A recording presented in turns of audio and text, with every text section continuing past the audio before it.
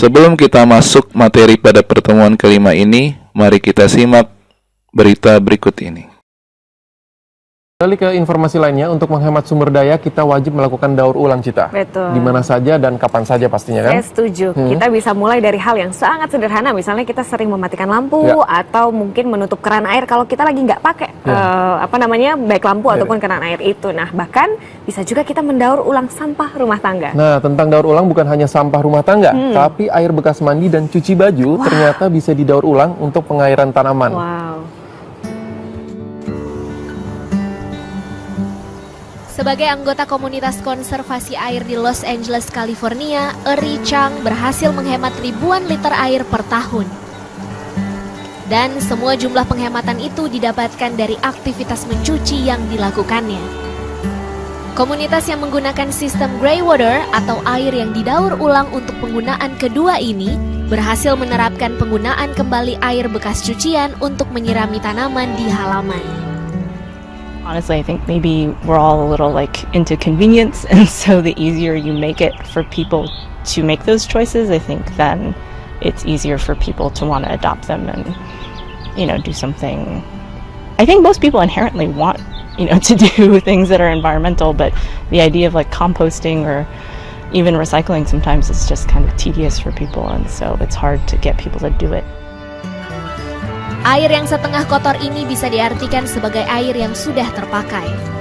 Tapi tidak mengandung kotoran manusia, garam berkadar tinggi, atau bahan kontaminasi lainnya. Sumbernya bisa berasal dari air bekas mandi, maupun air bekas cucian baju, maupun cucian piring. Air limbah rumah tangga sendiri tidak bisa digunakan untuk menyiram sayuran atau tanaman dengan umbi seperti wortel dan kentang karena kadar deterjennya yang tinggi. Tapi bisa digunakan untuk menyiram rumput dan pohon buah-buahan. I had a 2-year-old son. We planted a whole bunch of fruit trees in our yard, and we would go out and water them with about 50 gallons of water. And then I'd give him a bath, and I'd watch 50 gallons go down the drain. And it was just maddening to me that we couldn't recapture this. Sistem gray water yang hanya memanfaatkan air bekas mencuci baju sangat mudah dibuat. Sedangkan yang menggabungkannya dengan air bekas mandi lebih sulit dilakukan karena merubah sistem pipa. Dengan sistem air sisa cucian baju, Eri Chang bisa menghemat puluhan ribu liter air per tahun. Pada akhirnya bukan hanya menghemat sumber daya air di musim kemarau, tapi juga menghemat energi. 19% pengeluaran energi di California digunakan untuk memindahkan dan mengolah air limbah. Gently used water doesn't have to go into the sewer system where additional chemicals, additional energy is added to it, oxygenation, settling tanks, and it's flushed out into the Santa Monica Bay where it can create more problems. It's much better to put that water into the water table where it'll percolate down and become part of our aquifer. California sedang mengalami tahun terkering sepanjang sejarah. Kondisi ini memicu krisis air terburuk. Bulan Januari, negara bagian ini menyatakan kondisi darurat untuk masalah kekeringan. Kemarau panjang juga memaksa penutupan saluran irigasi dan saluran air ke berbagai sarana publik. Los Angeles masih menerapkan aturan ketat untuk air limbah dan pertamanan, termasuk pembatasan hari menyiram. Bahkan pemilik rumah dan usaha yang melanggar akan terkena penalti. Dengan adanya sistem air limbah atau gray water, rumah-rumah yang menerapkannya masih tetap bisa menjaga tamannya tetap asri tanpa membuang air yang menjadi langka karena kekeringan. Bagaimana? Menarik ya? Mudah-mudahan menjadi inspirasi untuk kita semua. Oke, pada pembahasan di pertemuan kelima ini, kita bicara mengenai sistem plumbing air kotor. Ada 3 pembahasan. Yang pertama, jenis-jenis air kotor. Kemudian macam-macam sistem pembuangan air kotor, dan yang ketiga ada cara menentukan ukuran pipa buangan. Oke, kita masuk yang pertama, jenis-jenis air kotor. Tadi di berita tadi sudah ada satu istilah gray water, yaitu salah satu jenis air kotor. Nah, 2 yang lain kita bahas. Yang pertama, jenis yang pertama adalah black water. Black water adalah air buangan dari sisa metabolisme manusia, baik yang berupa tinja atau urin. Jadi, air kotor yang termasuk jenis black water ini adalah air yang keluar dari kloset dan urinal. Kemudian yang kedua adalah gray water. Greywater adalah air yang keluar dari sisa pengelolaan rumah tangga, seperti bekas cuci piring, bekas cuci baju, atau bekas mandi.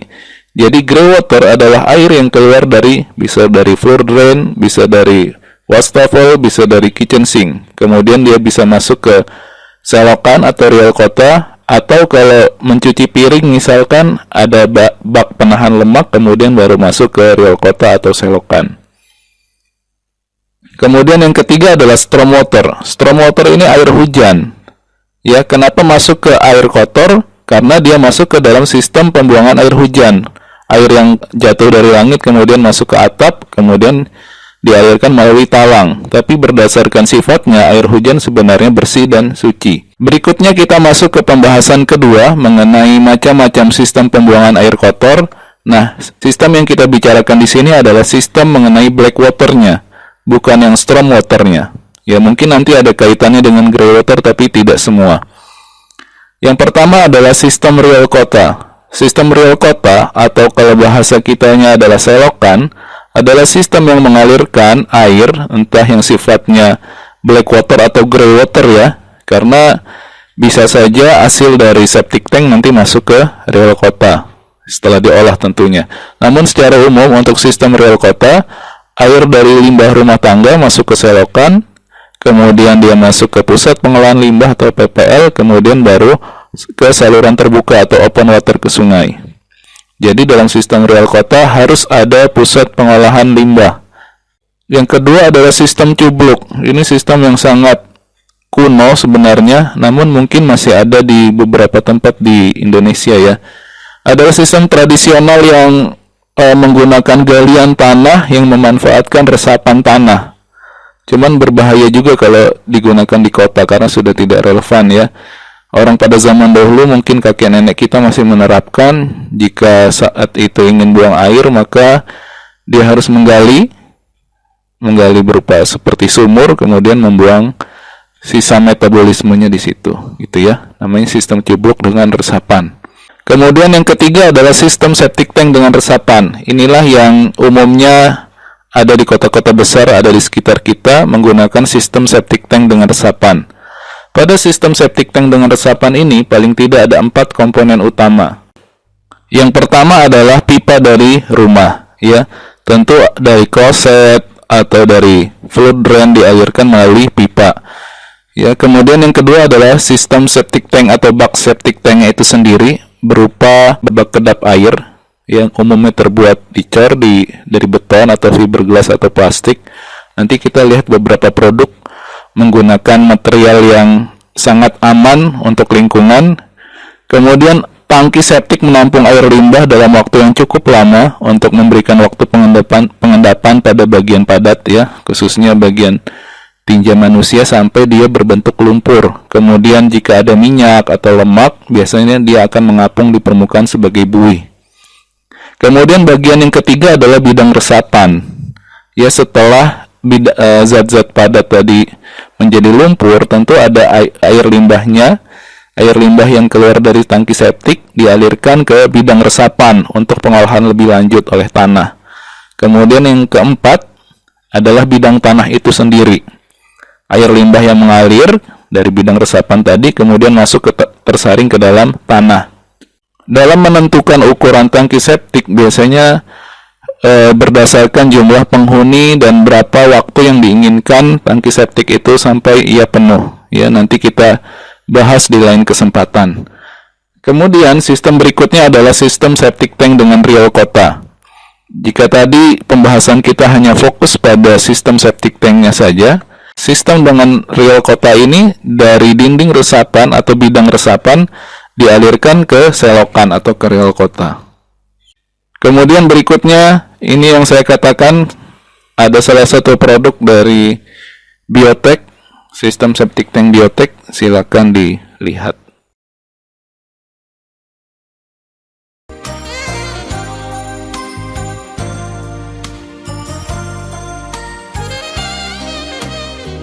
Air tanah yang tidak tercemar merupakan salah satu syarat lingkungan hidup yang sehat.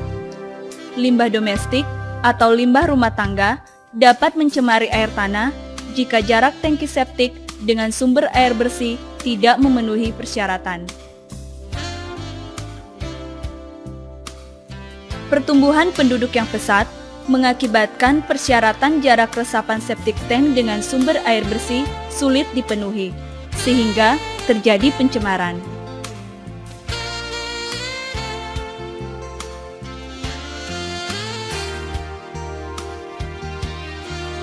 Pencemaran tersebut memicu penyebaran penyakit seperti disentri, kolera, muntaber, dan lain-lain.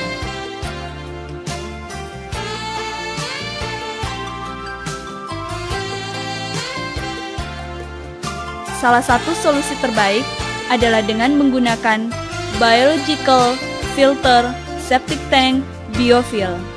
Dengan biofil, pencemaran air tanah dapat dihindari. Inilah proses kerja dari biological filter septic tank biofil. Dimulai dari saat flushing toilet, kotoran mengalir ke pipa saluran menuju inlet biofil masuk ke kompartemen 1 melalui saringan awal. Kemudian, kotoran menuju kompartemen 2 yang telah dilengkapi dengan megasel A, yaitu media kontak tempat tumbuhnya bakteri pengurai pertama. Sisa kotoran menuju 3 yang telah dilengkapi dengan megasel B, yaitu media kontak tempat tumbuhnya bakteri pengurai kedua.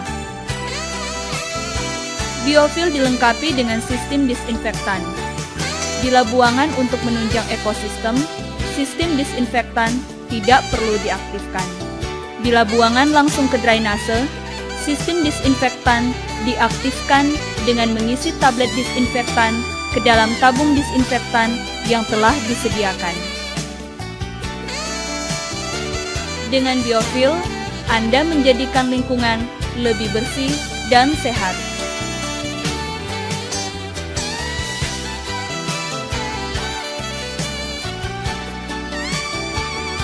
Jadi hati-hati, mulai mawas diri bagi mahasiswa yang tinggalnya di daerah padat penduduk. Pastikan bahwa sumber air bersih kalian sudah memenuhi syarat seperti yang dikatakan tadi ya. Ada syarat jarak dari sumber air bersih ke septic tank.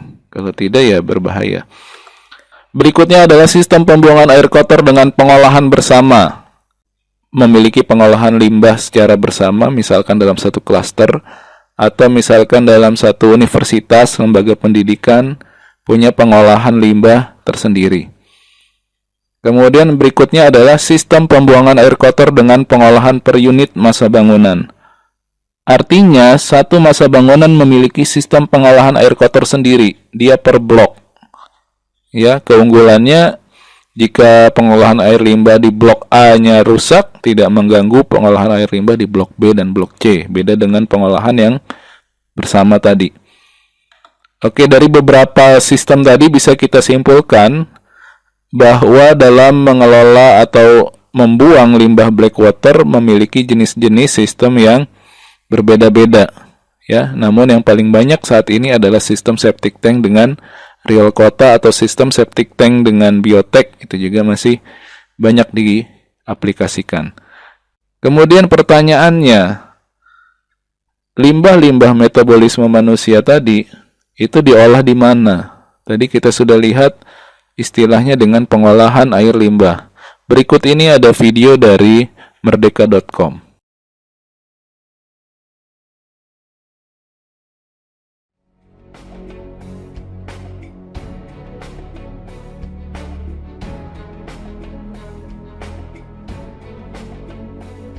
Bicara soal sedot WC, tahukah Anda kemana mereka membuang muatannya?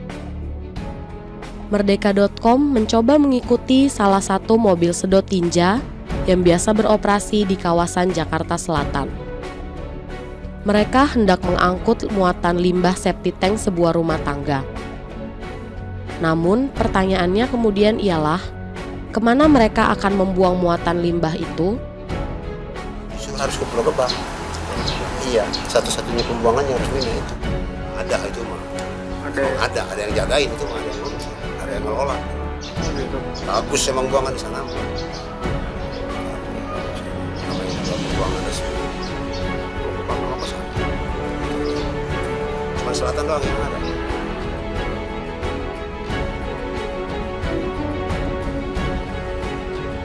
Instalasi pengolahan limbah septic tank Pulau Gebang adalah salah satu tempat pembuangan limbah yang Herman sebutkan.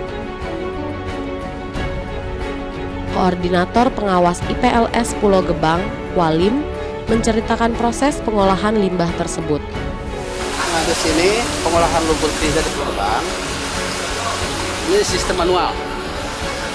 Sistem manual, mobil pertama buang di kolam transfer sini. Lari ke bak dalamnya, di situ ada penyaringan sampah dan pasir yang kasar. Pasir dan kasar diangkat secara manual, lumpur dan airnya dipompa ke kolam air ASI. Di kolam air ASI diproses, dikasih blower, setelah diproses 6 hari dipompa ke kolam pengedapan lumpur. Dari kolam pengedapan lumpur, airnya overflow ke kolam oksidasi. Dari oksidasi, overflow lagi ke kolam netralisasi. Dari netralisasi, overflow ke kolam output. Selain dengan cara manual, pengolahan limbah di Pulau Gebang juga menggunakan sistem teknologi. Operator IPLS Pulau Gebang, Maderi, menjelaskan proses pengolahan limbah dengan sistem teknologi. Tugas saya mengoperasikan alat-alat yang ada di IPAL ini. Nah, fungsi mesin SAP dari mobil tangki tinja yang basah, yang namanya kotoran manusia, masuk ke mesin SAP. Dalam mesin SAP diproses. Di prosesnya itu ada berapa macam alat kita, adalah pembilah namanya. Sampah basah menjadi kering, pasir kasar menjadi halus. Sisanya lumpur dan air masuk ke kolam SST. Selanjutnya dari kolam SST, di situ diaerasi atau di blower, diambil disedot ke mesin dewatering. Dewatering itu fungsinya lumpur basah menjadi hasilnya lumpur kering karena dicampur dengan polimer NSF 7250. Inilah hasil olahan limbah septic tank yang dibuang oleh para pekerja sedot WC. Hasil sistem teknologi dan sistem manual jadiin satu di sini. Ini sebetulnya bagus untuk tanaman. Ini hasil dari teknologi dari lihat di sono digabungin ke sini, yang manual hasil pengerukan dari kolam pengeringan lumpur tadi. Ini udah diteliti buat padi juga bagus.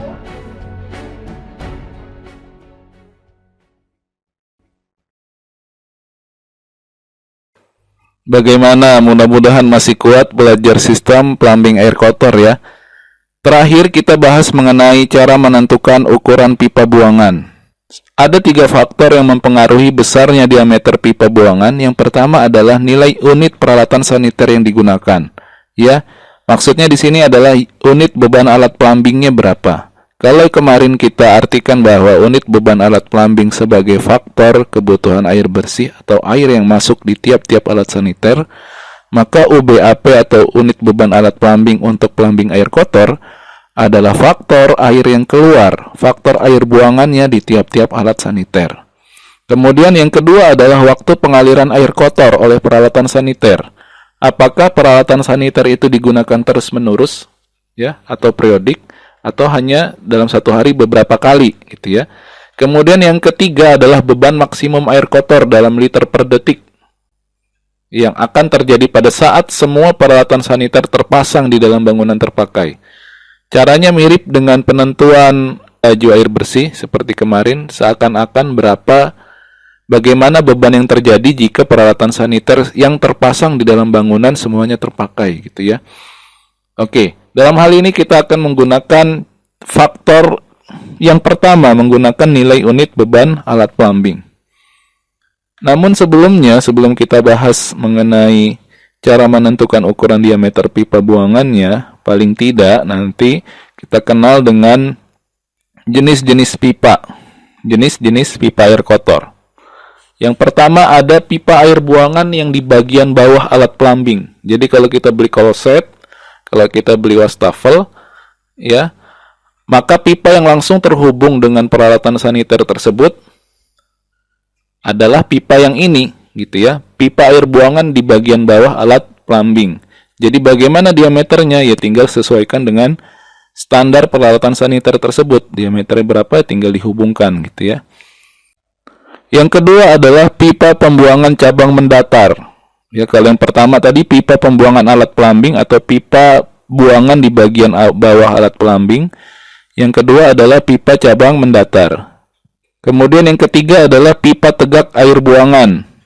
Ya, pipa tegak air buangan. Kemudian yang terakhir adalah yang keempat adalah pipa atau saluran pembuangan gedung. Dari pipa yang keempat ini, kita bisa lihat bahwa seluruh pipa buangan yang ada di masing-masing alat saniter akan terkumpul di bagian pipa yang keempat ini, atau pipa saluran pembuangan gedung. Sehingga nanti nilai unit beban alat plumbingnya dijumlah, dan itulah yang harus dilayani oleh pipa yang nomor 4 ini. Kemudian terakhir baru masuk ke riol gedung, atau saluran air kota. Kemudian bagaimana ukurannya? Yang jelas yang pertama untuk pipa yang terhubung dengan alat saniter, tinggal disesuaikan saja dengan standar tiap-tiap alat saniter. Ketika kita sudah beli, biasanya langsung ada di manualnya. Kemudian untuk pipa cabang mendatar di aturan disyaratkan bahwa ukuran minimal pipa pembuangan mendatar sama dengan diameter perangkap alat plumbing buangan. Ya, diameter perangkap alat plumbing air buangan itu yang biasanya berbentuk kurva S, ya. Syaratnya adalah pipa cabang mendatar tidak boleh lebih kecil, tidak boleh diperkecil diameternya sesuai arah aliran air buangan. Jadi pipa untuk sistem plumbing air kotor ini, dari sumber air kotor tidak boleh mengecil pipanya. Kemudian cabang mendatar yang melayani satu kloset diameter minimalnya 75. Kemudian untuk 2 kloset minimalnya 100 mili. Nanti ada di tabel. Kemudian untuk syarat pipa tegak air kotor, ukuran minimalnya sama dengan diameter terbesar cabang mendatar. Ya, logikanya tidak boleh diperkecil, berarti minimal sama. Kemudian untuk pipa bawah tanah, pipa yang ditanam dalam tanah atau di bawah lantai bawah tanah mempunyai ukuran minimal 50 mili. Ya, jadi kita bisa bicara satuannya mili atau inci, tergantung ukuran. Tadi ketika saya bilang satuan 50 mili, maka harus sudah nyambung bahwa itu sekitar 2 inci, ya, 2 inci. 2 inci kalau 65 2,5, kalau 75 itu 3 inci, kalau 100 itu 4 inci. Kemudian untuk yang interval cabang, tadi ada gambarnya. Untuk interval cabang mendatar, jarak antara pipa cabang mendatar di lantai 1 dan di lantai di atasnya adalah 2,5 meter. Itu syarat di SNI. Oke, terakhir kita mau menentukan ukuran pipa air kotor. Berikut ini adalah gambar denah WC. Soal ini saya ambil dari buku Morimura. Jadi di sebelah kanan ada 3 urinal. Kemudian berikutnya ada L itu lavatory atau wastafel, ya. Di seberangnya ada 2 kloset. Ada 2 kloset, WC itu water closet. Kemudian ada SK itu untuk bak cuci pel. Oke, untuk yang pipa buangan ditunjukkan oleh garis yang tanda panah. Karena ini gambarnya ada garis putus-putus, ada garis tanda panah. Untuk pertemuan ini kita fokus di garis yang tanda panah saja. Maka langkah penyelesaiannya berdasarkan buku Morimura, dan ini cukup membantu kita untuk pertama kali menentukan berapa ukuran pipa buangan. Yang pertama kita tentukan nomor seksinya berapa. Ya. Cara menentukan ukuran nomor seksi ya tergantung kita mau mulai dari mana, atau mulai dari kiri boleh, dari kanan boleh. Contoh di sini dari kiri, ya. Dari kiri, jadi untuk WC yang pertama kita berikan nomor seksi A. Dari WC yang pertama ke WC kedua, A, B, kemudian C ke bak cuci pelnya, ya. Seperti yang ada di gambar. Tentu sebelum menentukan nomor seksi, kita sudah gambarkan terlebih dahulu instalasi pipanya. Langkah berikutnya adalah menentukan atau mengidentifikasi alat-alat plumbing atau alat saniter yang melewati seksi tersebut. Ya, untuk yang AB maka dilewati oleh AB melewati satu kloset, BC melewati satu kloset, kemudian CI melewati bak cuci pel. Begitu seterusnya di sisi sebelah kanan, dari D ke E ada satu urinal atau peturasan, dari E ke F begitu juga urinal. Ya, sampai dia berkumpul di titik IJ, seksi IJ. Ya, di situ ada pipa tegak air buangan. Seakan-akan WC ini berada di lantai 2 misalkan. Maka dia harus air kotornya dia turun ke bawah. Langkah ketiga adalah melihat nilai unit beban alat plumbingnya. Kita lengkapi nilai unit beban alat plumbingnya. Silakan lihat tabel 5.4. Di tabel 5.4 ada 4 kolom di situ. Kolom pertama menunjukkan alat saniter atau alat plumbingnya. Kolom kedua diameter perangkap minimum yang saya katakan tadi. Setiap peralatan saniter pasti ada diameter perangkap minimumnya untuk menghalau bau. Nanti di pertemuan ke depan mudah-mudahan kita bahas ya di sistem fan. Kemudian ada di kolom ketiga ada unit alat plumbing sebagai beban. Inilah yang kita sebut dengan unit beban alat plumbing. Kemudian kolom terakhir catatan. Contoh untuk kloset. Kloset duduk kan ada 2 ya, ada yang sistem tangki, ada yang sistem katup. Diameter perangkap minimumnya ukuran 75 mili. Nilainya sama. Jadi untuk pipa di bawah alat plumbing atau pipa mendatarnya, ya ukurannya sama, 75 mili. Kemudian untuk unit beban alat plumbing, nilainya 4 untuk kloset dengan tangki, dan 8 untuk kloset dengan katup. Begitu seterusnya mengikuti baris yang ada di bawahnya. Setelah kita menuliskan nilai-nilai unit beban alat plumbing, selanjutnya kita jumlahkan nilai unit beban alat plumbing di tiap seksi atau jalurnya. Ya, untuk yang AB nilai unit beban alat plumbingnya 8, maka 8 ditambah 8 sama dengan 16, kemudian ditambah 2,5 untuk bak cuci pel sehingga 18,5. Untuk menentukan ukuran diameter, ukuran pipanya, diameter pipanya, kita lihat tabel 5.6. Di tabel 5.6 ini ada beberapa kolom, cuman yang kita pakai adalah kolom yang paling kiri, diameter pipa satuan mili, ada 32, ada 40, ada 50. Kemudian kolom sebelahnya ada unit alat plumbing dalam kurung praktis. Memang praktis ya. Ini untuk yang cabang mendatar ya, cabang mendatar. Tapi yang kita pakai memang kebanyakan yang cabang mendatar ini. Jadi hanya ada 2 kolom. Oke, di sisi sebelah kiri tadi deretan kloset, jumlah unit beban alat plumbing totalnya adalah 18,5. 18,5. Perhatikan di sini. Berarti kita lihat kolom yang sebelah kanan ya, ada 1, 3, 5, 10, tidak ada yang pas senilai 18,5. Tapi carilah yang paling mendekati tapi harus lebih besar. Sehingga angka yang kita dapat adalah 96. Kenapa? Karena 14 kurang dari 18,5. Diameter pipanya adalah 100. Maka diameter ukuran pipa untuk seksi yang CI itu 100. Ya, kemudian untuk yang kloset yang dilewati jalur B ke C juga sama 100. Sedangkan untuk kloset yang pertama sesuai syarat tadi, pipa pertama ukurannya harus sama dengan diameter perangkap minimumnya 75. Ada juga di tabel tadi ya. Oke, itu sisi sebelah kiri. Sekarang kita cek yang sisi sebelah kanan. Peturasan atau urinal yang pertama, seksi D ke E. Nilai unit beban alat plumbingnya 4. Kita bisa lihat di tabel 5.4 mengenai nilai unit beban alat plumbing, ada peturasan di nomor 2. Ya, nilai unit beban alat plumbingnya 4. EF, FG, G ya. Seksi EF, FG sama-sama urinal, maka unit beban alat plumbingnya sama-sama 4.